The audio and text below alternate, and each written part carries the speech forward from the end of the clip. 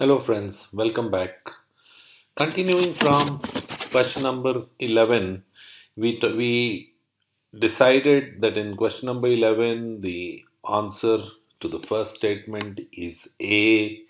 The second statement, the answer is B. And in the third part, we use the A option to talk about. So ABA is what we had decided upon. Now ABA is present in two options. Therefore, we have to see what is the fourth option. Fourth option is fourth statement is talking about continually or continuously. Now, what is the difference? Continuously, I'm sure you know the meaning of continuously, which means without stopping. And continually requested them to appoint her son for the post of the manager. So, what do you think? Was it non-stop, or can it be non-stop? Can I use the word continuously requested them? The word continually means from time to time. It means at regular intervals. So, what do you think she must have done? Would it have been non-stop? Or she regularly, at regular intervals, intermittently, kept telling them that please appoint my son for the post of the manager. So the correct answer is A. Unfortunately, this solving of this option is not helping us because we've got in both the options, we have got A to be the answer. Anyway, so the fifth sentence again becomes the decider in this question also. Now, what do you think is the right answer? Can you make an outfit out of old clothes or cloths when they are sewn together like a patchwork quilt? Very clearly, please also see the rest of the sentence to find out the answer. It says sewn together like a patchwork quilt. Patchwork quilt, I hope you understand, where we see patches of cloth being stitched together to make a quilt cover or a quilt. So what word should we use? Yes, absolutely right. It has to be cloths and not clothes. We can't stitch a pair of trousers to a shirt. It has to be small pieces of cloth being sewn together. Therefore, B is the answer. Hence, A option, first option, is the right answer. Moving on from here, we go to question number 12. 12 is talking about a quote by Oscar Wilde. It says, morality is simply the attitude we A or B towards people whom we personally dislike. So we are talking about morality, and he says it's an attitude we adopt or adapt to a particular kind of situation. So what should we do? Should we adopt or adapt? Yes, absolutely correct. Adapt is the answer. What is the difference between adopt and adapt? Adopt is to take somebody as your own. In fact, to nurture somebody. You adopt a resolution. Now, adopting a resolution here means you take it as your own. You seem to accept something as your own is an adoption. We adopt a child. So, adopt a child, we take care of the child and nurture that child as our own is the sense. But when we talk about adapt, then we are using the word to show that we can change ourselves according to the situation. So, do we talk about an attitude being adopt or adapt? You will adopt an attitude, that means you take it as your own, accept it as your own, and not adapt, because you have to adapt yourself to a situation, and therefore that is not what we are talking about. It's an attitude that we take as our own. Therefore, adopt an attitude is correct, and A option is correct in the first statement. Second one is talking about a psychiatrist, or talking about a woman who is like a psychiatrist, in who or whom you can confide. Do you confide in who or whom? The answer is whom, because who is used for the subject of the sentence. Now, you've done your grammar classes, you know what subject and object are. We use a who when we are talking about the subject, and we use a whom when we talk about an object. For example, if I say she's like a psychiatrist in whom you can confide, then we are talking about a psychiatrist, or we are talking about she. Now, this psychiatrist is the one in whom you can confide. So, who's the subject here in the sentence? The subject here is you. You can confide in the psychiatrist. So, if you can confide in a psychiatrist, that means you become the subject and the psychiatrist becomes the object. When we use it for an object, then we use whom and not who. Therefore, whom is correct. Now, let me also tell you here, in non-standard language, in our everyday language, in informal language, we use who as a replacement for whom. According to general rules of English, in our spoken language, whom is always replaced by who.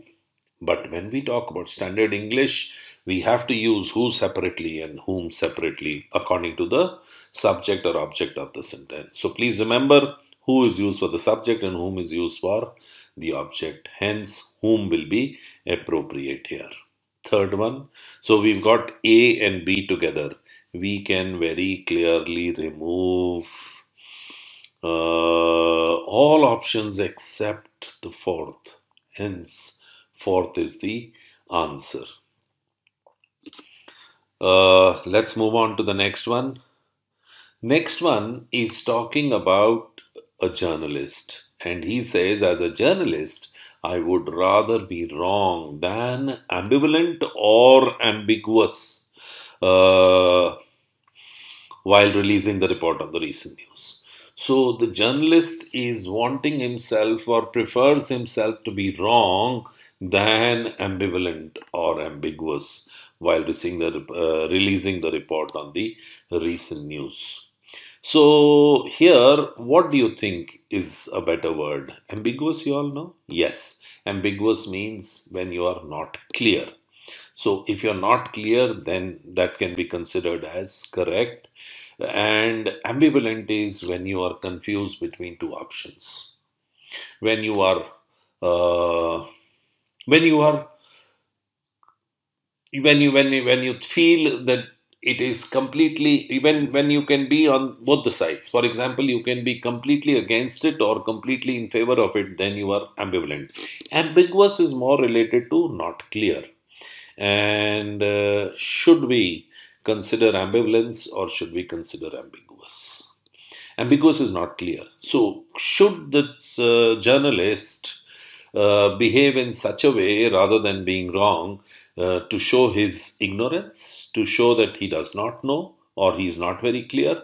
Or should he show something where he's vacillating between the two ends of the situation, sometimes completely in favor of it and sometimes completely against it? So which word is more important? Here the answer is ambivalent and not ambiguous. He cannot be talking about something which he is not clear about, but he feels that it can be completely in favor of me also and completely against me also. For example, let's understand the word ambivalent a little more closely. Let's say we are talking, nowadays we talk about a lot about the Citizen Amendment Act, or CAA. In CAA, there may be some good things also. There may be some troublesome areas also. So, if a person is trying to figure out whether CAA is absolutely necessary for the country, then if he studies it properly, he'll probably be ambivalent. because one reason may be so strong that it would require you to accept CAA as the right thing. And another uh, problem with that CAA could take you to completely against it. So when you are vacillating, when you are moving between two extremes, then you are ambivalent. So here also we are talking about the recent news. So there could be a situation where you are totally in favor of it, and it could also mean that there could be a situation where you are completely against it. So he says, I would prefer to be wrong than ambivalent. That is the right answer. All right. Moving on, we are looking at the next statement. It says, though she's an optimist. So understand that the person wants to tell us that she's an optimist. Her anguish is altogether, or altogether, one word, evident from her particularly low spiritedness today. So we are talking about an optimist, and the fear that she had today, or the pain that she went through today, is evident from her particularly low spiritedness today. Do we use the A option or the B option? What is the difference? All together. When two words, what does it mean? It means we are talking about everybody doing it together. For example, we went for a vacation all together. That means you did it as one group and did it, everybody was involved in it. Now, and the second one is he's altogether wrong. The sense that is coming is he's completely wrong. So, which word do we need here? Everybody together or completely? Her anguish is altogether evident from her particularly low spiritedness together. The answer, the sense that you want to give is completely. Therefore, B option should be correct. Okay. Third one, the movie explores the immoral or amoral fascinations of the Indian society towards economic progress while compromising on nature. Are we talking about immoral or amoral? Immoral is bad morals. Unethical, bad principles is immoral, and amoral is no principles, no ethics is, or no morals is amoral. So, are we talking about without moral or bad principles? Without principles or bad principles? When you are compromising on nature, will it have bad principles or no principles? The answer is bad principles. If you don't mind compromising with nature, then it is bad principles. Hence, immoral is the right answer. And we've got A, B, and A. A, B, A. We eliminate two options, third and fourth. We are left with 1 and 2. Last one, could it be the answer? No. ABA is present in both 1A, 1 and 2, and the fourth statement requires an A. So we should understand that the young teacher bemused or amused his colleagues when he announced that his research paper had been accepted by the university. So is it something amusing, something that looks to be a joke, or something that is funny? Or bemused. What is bemused? Bemused is confused. Confused is the sense that we require over here. Therefore, the bemused A option will be correct. So, we've got A in both the cases. Last one, when the teacher explained the situation with the help of an anecdote or antidote, which word should be used here? The answer is anecdote. Anecdote means an incident that happened in the past, or an incident that has been changed a little, or any event that has happened in the past is an anecdote. Antidote is actually what we are looking for, is an antidote for corona. What is an antidote for corona? Something that will work against it and probably kill corona in our bodies. That is what we mean by an antidote. So we are not looking at any medical condition, therefore we will not use the word antidote. It is an anecdote, any kind of an experience or an example in the past is what we are talking about. Mind you, antidote can also be used for non-medical reasons. For example, creation of jobs will work like an antidote for corruption. So if we create more jobs, we will probably create a way to remove corruption or to remove maybe crime. Because if people don't have jobs, they'll take to crime. So antidote could be for antidote for crime could be creating more jobs. All right. So the correct answer here should be first one. Moving on, 14th question. 14th question is talking about a scale broken in half. I'm sure you know the scale that we are talking about. It is the probably the wooden or the plastic scale that we use in school. So which one is it? Which scale is it? METRE or METER? Well, considering that we are studying for a British exam, which is the right spelling of meter, 1 meter, 2 meter, 10 meters, or kilometer, which is the right spelling of that word meter? The answer is the first one. All right. The second is a device that is, installed. We have an electricity meter in our homes. So that is how we look at the word meter. Second statement A means we are left with 1 and 3. Second is talking about Agnello, and it says Agnello accepted the mitigated penalty. So we are talking about a penalty that is militated or mitigated. Militated has got something to do with military or something that is harsh, and strict is militated. So, and we are already talking about a penalty. A penalty cannot be soft, it has to be harsh. Therefore, militated is not the right word. Mitigated is the right word. Now, what does it mean to mitigate? Mitigate means to reduce a problem. That's to mitigate.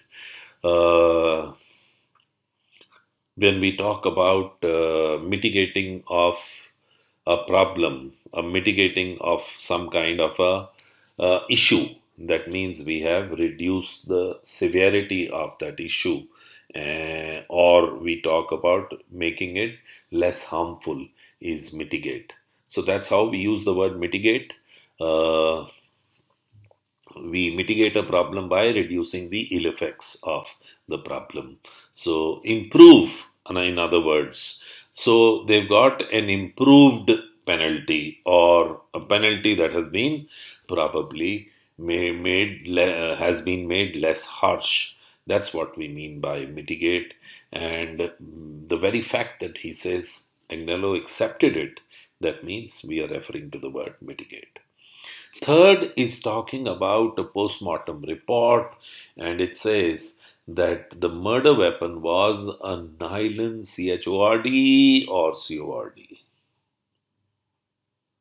CHORD is not correct. It is CORD. CORD is a rope or a wire, is called a cord. The other one is a wire of an instrument, maybe. You strike a chord. Striking a chord means to have some kind of a positive feeling for somebody, is to strike a chord. So striking a chord like we strike a guitar's strings, that is called a chord. So that is not relevant here. We are talking about a wire or a rope here. Hence, B is the right answer. Moving on, we are looking at Baichung. Who's Baichung?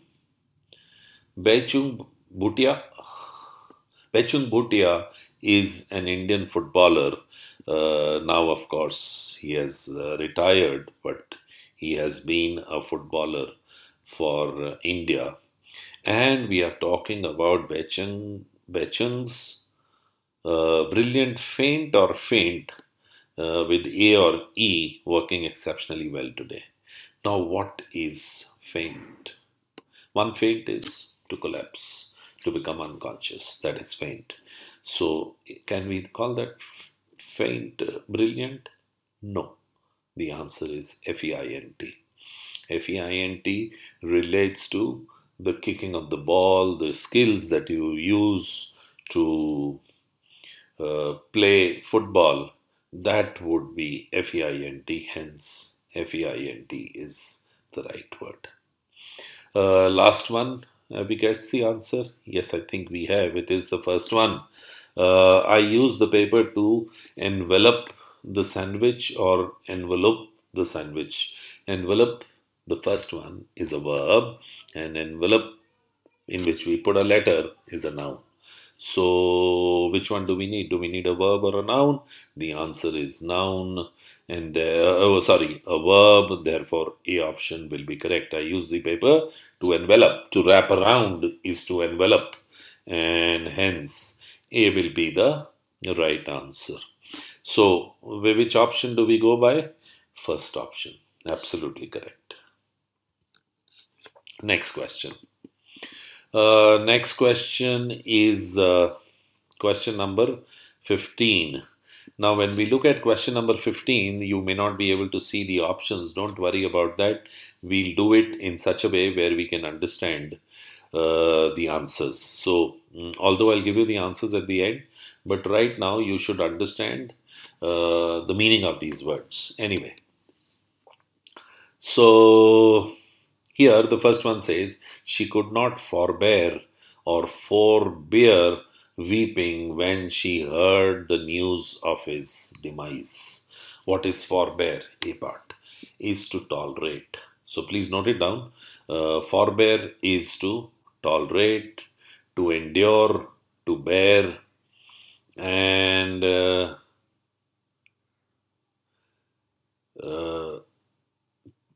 also control. So she could not control weeping when she heard the news of the demise would be correct rather than forbear. Forbear are our ancestors who have come before us and have borne this life before us. They are called forbear. For, please remember, means before. So, A option will be correct.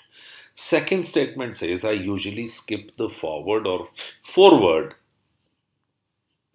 but this one caught my attention. So, this one caught my attention means what? Which one are we talking about? Remember the other question that we did with forward? It means something that comes before the book or before the way we read the novel. So, definitely it is that one that we are referring to. Hence, B option should be correct. Forward, you all know, is moving ahead. Third one is talking about she was accepted or accepted into the university's diploma program. So, accepted or accepted. Clearly, the word is accepted A because accepted means left out. So, we are not talking about being left out. The correction is that she was accepted into. Accepted into is also telling me that she was taken in. If it had been accepted, then the option should have been accepted out of the university's diploma program. Hence, accepted into will be correct. Please take a look at these prepositions that come after these words. They will also give us clues at times.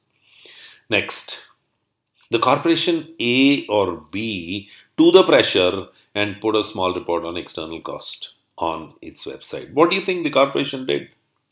There was pressure on them, so what did they do? Yes, they succumbed. They surrendered to the pressure. And which word? Or they agreed to the pressure. So, which option would be correct? A. Acceded. When you accede to somebody's request, it means that you give in. You take it as accepted. That is the sense of accepted. And the other one is to be left out. So that the exceeded has got something to do with more than necessary or more than the required quantity. Hence, exceeded will not be correct here. And whenever we use exceed, we always use to after it. So we can't exceeded to the pressure, we accede to the pressure.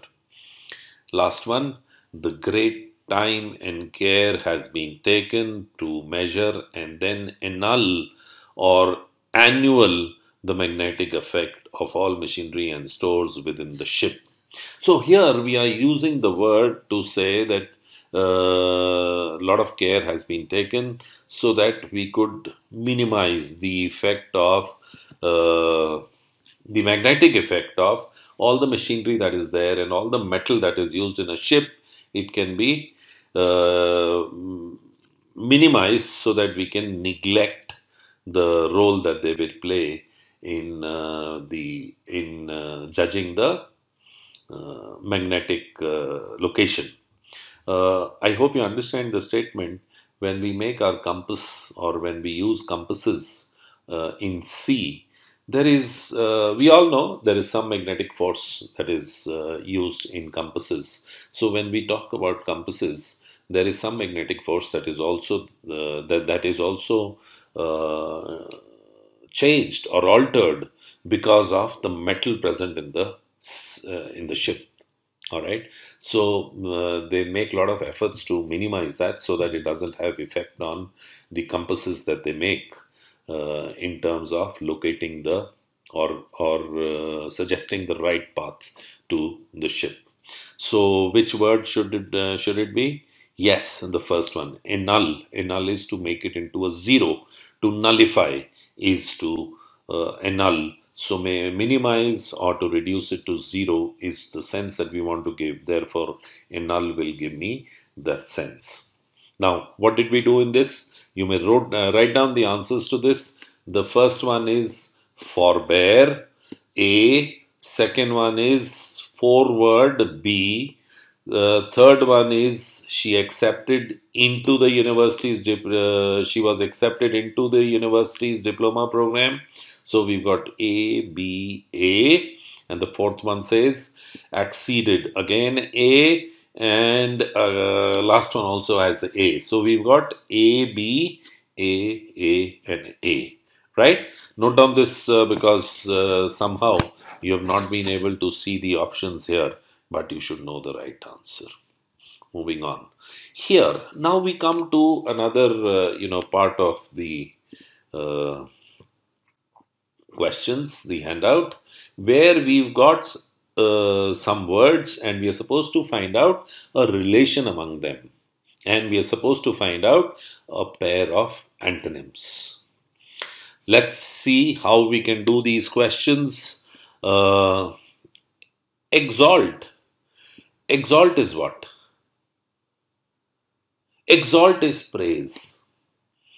The word exalt means praise. There's another word very close to it, and that is exult. E-X-U-L-T. E-X-U-L-T is extreme happiness. Excitement is exult.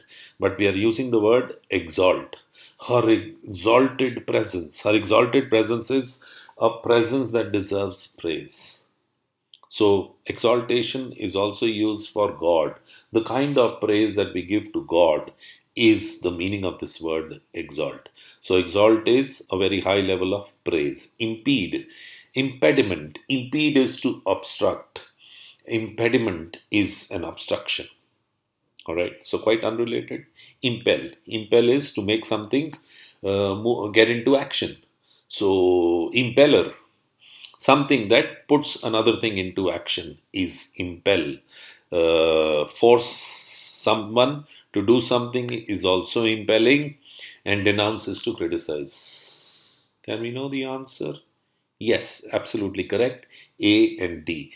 A is extreme praise and denounces rejection or criticism. Right? So third option should be correct. A and D. 17. 17 question talks about 4 words again, and we are supposed to look at the right answer. Rational. When are you rational? When you talk sense, when you talk logic, then you are being rational. When you don't talk sense or don't or do something silly, then you are being irrational. Irrational has got a sense from reason. So to be reasonable is to be rational. Irrational, IR in the beginning, tells me that I am talking about not making sense. Okay? Adept. Adept is skillful. When you're adept at something, iska matlab you are talking about being skillful.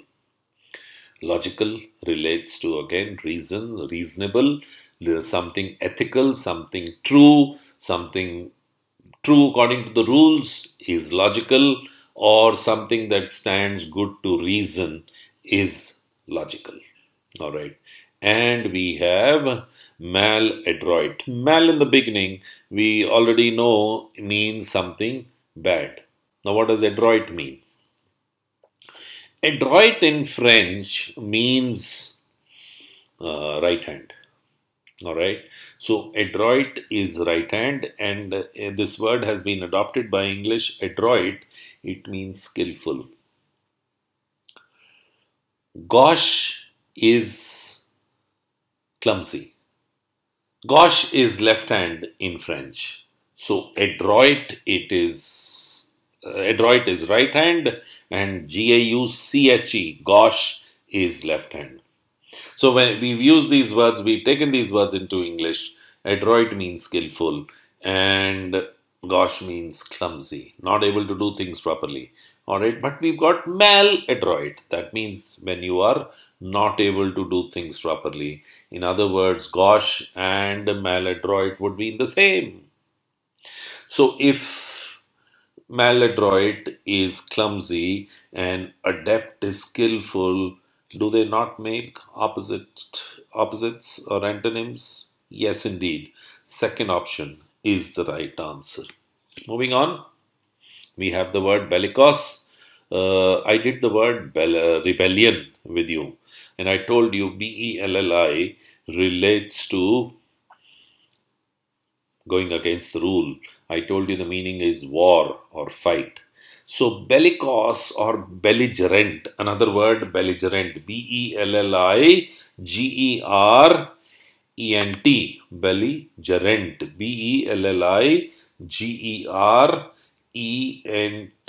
is belligerent. Belligerent and bellicose both mean the same. Both of them mean when you are ready to fight all the time, aggressive kind of a person is called a bellicose or belligerent. Another word for bellicose or belligerent is pugnacious. Spelling Pugnacious, pugnacious, which again means one who's ready to fight, an aggressive kind of a person is bellicose, belligerent, and pugnacious. Then we have a word pacific. Pacific will relate to peaceful or relates to somebody who believes in peace. That is pacific. So we've got bellicose and we've got pacific. Are they not being opposites? One believes in peace and one believes in fight. Yes, indeed. Both of them are opposites to each other, bellicose and pacific. Ductile. Now, ductile you've already done in class 9th or 10th, where you talk about any metal that can, through which wires can be drawn, are ductile. All right. So they can be beaten and made into wires, or they can change their shapes. Then it is ductile. We also use the word ductile to mean when somebody is flexible or can be molded into something else, then he is ductile. So positive word, not very rigid is ductile, and upright, of course, is somebody who's very honest. All right. So these two are not related to bellicose or pacific or with each other also. Hence, A option should be the right answer. Next question is capitulate and acquiesce, relent and resist. Now we are looking at the word capitulate. Capitulate is to surrender. Acquiesce is to agree with somebody. Capitulate to surrender, and acquiesce is to agree to somebody, but there's a slight difference in acquiesce.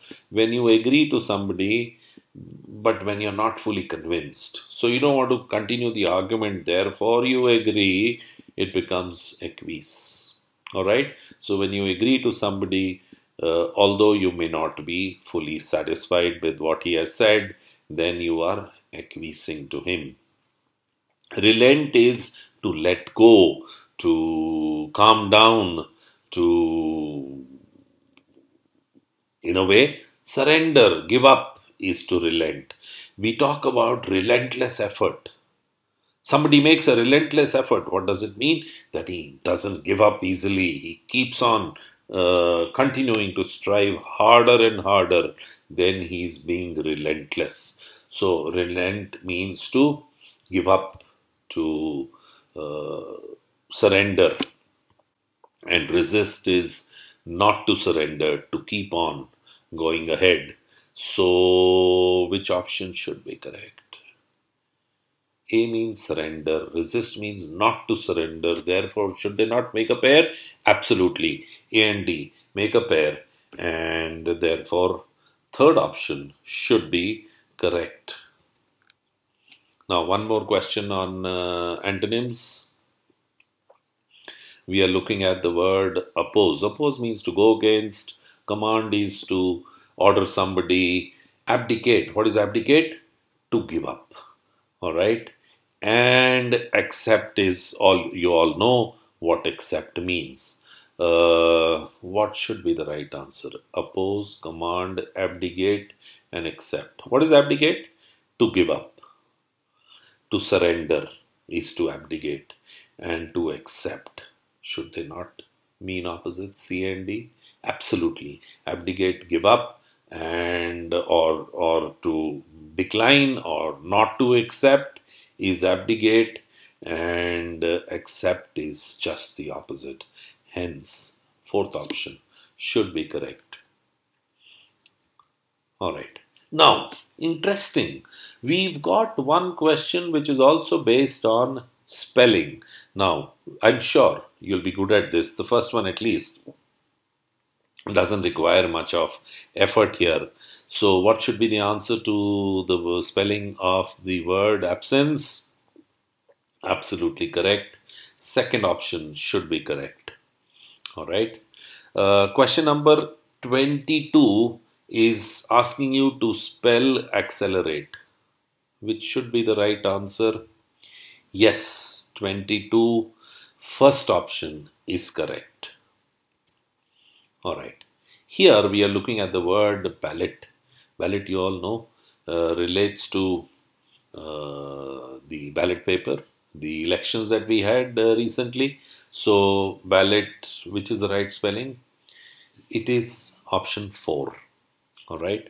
And if you look at the word bulletin, can you check the right spelling of bulletin here? Yes, fourth option. In fact, the word has been spelled correctly in the topmost area. So the answer is correct. And if you have to mark the answer here, you'll mark the answer as 4.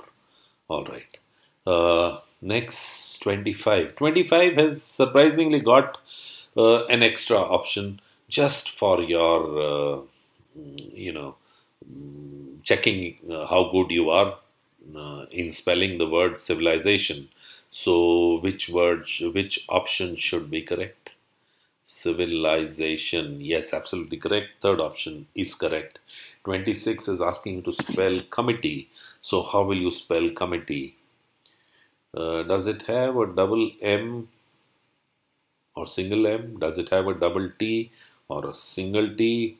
Or does it have a double E or single E? There's no single E. Therefore, all options have got double E. So that is confirmed. The error is only in M and T. Which is the right answer? First one is the right answer. We need a double M also, double T also, and double E also. Next one is, what's the word? Depalidated. Is it depalidated or something else? The word is dilapidated. Dilapidated. D-I, dilapi. D-I-L-A-P-I-D-A-T-E-D. Dilapidated. So the correct answer is 2. Next is talking about the word executive. Can you spell the word executive? Oh my God. How will you understand the word executive here? Is the spelling of executive correct here? The answer is correct in itself. In fact, except for one, all three have the same spellings. Therefore, we can choose any one of these and that should be the right answer. Executive is spelled as E-X-E-Q-E-C-U-T-I-V-E. E-X-E-C-U-T-I-V-E, and it is correctly spelled in 3 options, 2, 3 and 4. Next is 29. 29 is talking about the word freight. How will you like to spell the word freight? Well, in this case also, both 2 and 4 are rightly spelled. In fact, the spelling of the word given to you on top is correctly spelled. F-R-E-I-G-H-T is correct. 30th is talking about something which relates to gangrene. What's gangrene? Gangrene is, in fact, the word is not gangrene, it is gangrene. Gangrene is something which, when there is a wound and it becomes spoiled or there is a lot of pus in it, so then it develops some kind of septic in it, or it becomes, in such a position where there may be a need of surgery, or there may also be a need to amputate that part from the body. Then it is called that gangrene has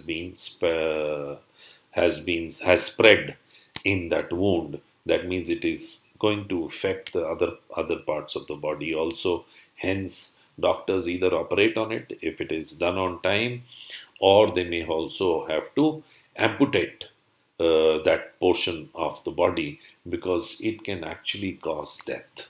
So the word gangrene is not good. One should be very attentive to wounds. And which is the right spelling here of gangrene?